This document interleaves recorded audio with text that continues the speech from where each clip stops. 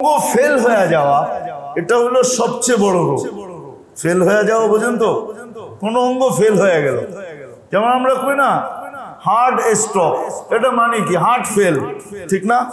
কি brain stroke মানে কি ব্রেন ফেল, ঠিক না? তো সমস্ত অঙ্গের ফেলের থেকে যদি আপনি বাঁচতে চান, যে কোনো অঙ্গ যেন ফেল না হয়, সচ্ছল থাকে, এটার জন্য আল্লাহ আমাদেরকে পদ্ধতি শিখাইছেন আল্লাহ রসুলের মাধ্যমে।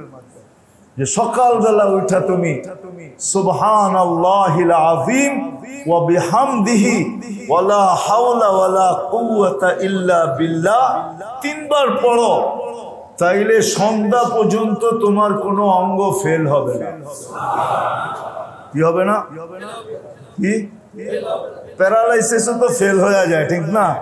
হ্যাঁ, কোনো অঙ্গ ফেল হবে না, এই বডির কোনো অঙ্গ ফেল হবে, কাজ কম করতে পারে কিন্তু ফেল হবে, ফেল হবে না। সুবহানাল্লাহিল আযীম ওয়া বিহামদিহি ওয়ালা হাওলা ওয়ালা কুওয়াতা ইল্লা বিল্লাহ কয়বার? তিনবার, মাত্র তিনবার। হ্যাঁ, কত বড় মেডিসিন, ঠিক না? কি বলেন?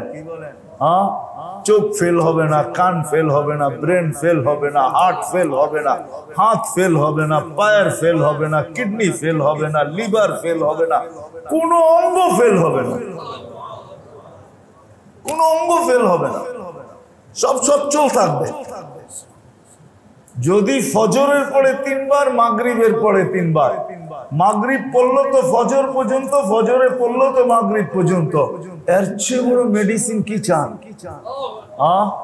হায় হায়, তারপরও তো আল্লাহকে মানতে ভাল লাগে না, ঠিক না? তারপরে তো আল্লাহ রসুলকে মানতে ভাল লাগে না।